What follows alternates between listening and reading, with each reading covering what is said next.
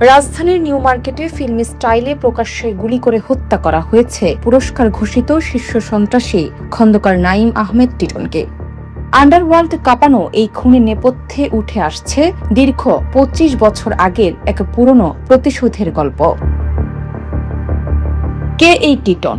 পুলিশের নথিতে তিনি পুরস্কার ঘোষিত শীর্ষ সন্ত্রাসী এবং আরেক ভয়ঙ্কর ডন সানজিদুল ইসলাম ইমনের কাছের স্বজন। অপরাধ জগতের সূত্রগুলো বলছে এই খুনের শিকড় অনেক গভীরে। ১৯৯৯ সালে সাবেক সেনা প্রধান আজিজ আহমেদের ভাই টিপু হত্যাকাণ্ডের প্রতিশোধ নিতেই কি এই খুনের পরিকল্পনা?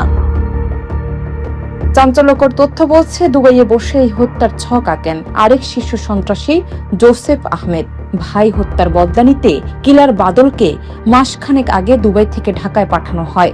দীর্ঘ নজরদারির পর সুযোগ বুঝে চালানো হয় এই সুপরিকল্পিত অপারেশন।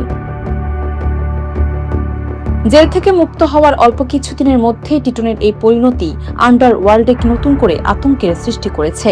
পুলিশ বলছে ঘটনাস্থল থেকে আলামত সংগ্রহ করা হয়েছে এবং খুনিদের শনাক্তে কাজ চলছে। তবে এখনো এই খুনের রহস্য আনুষ্ঠানিকভাবে খোলসা করেনি ডিএমপি। পুলিশের তথ্য বলছে ১৯৯০-এর দশকের শুরুর দিকে টিটনের অপরাধমূলক কাজের শুরু। তিনি প্রথমে স্থানীয় অপরাধী চক্রের সদস্য ছিলেন এবং ধীরে ধীরে অপরাধ জগতে নিজের পরিচিতি বাড়াতে থাকেন। জড়িয়ে পড়েন হত্যাকাণ্ডে।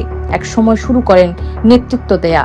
টিটনের নেতৃত্বে গড়ে ওঠে অস্ত্রের একটি শক্তিশালী নেটওয়ার্ক। তার বিরুদ্ধে একাধিক হত্যা মামলা ছিল, যার মধ্যে উল্লেখযোগ্য হল ব্যবসায়ী বাবর এলাহী হত্যা।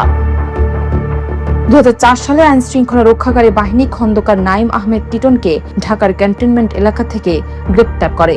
২০১৪ সালে বাবর এলাহী হত্যা মামলায় তার বিরুদ্ধে মৃত্যুদণ্ডের রায় দেয়া হয়। সহায় হয় জুলাই আন্দোলন।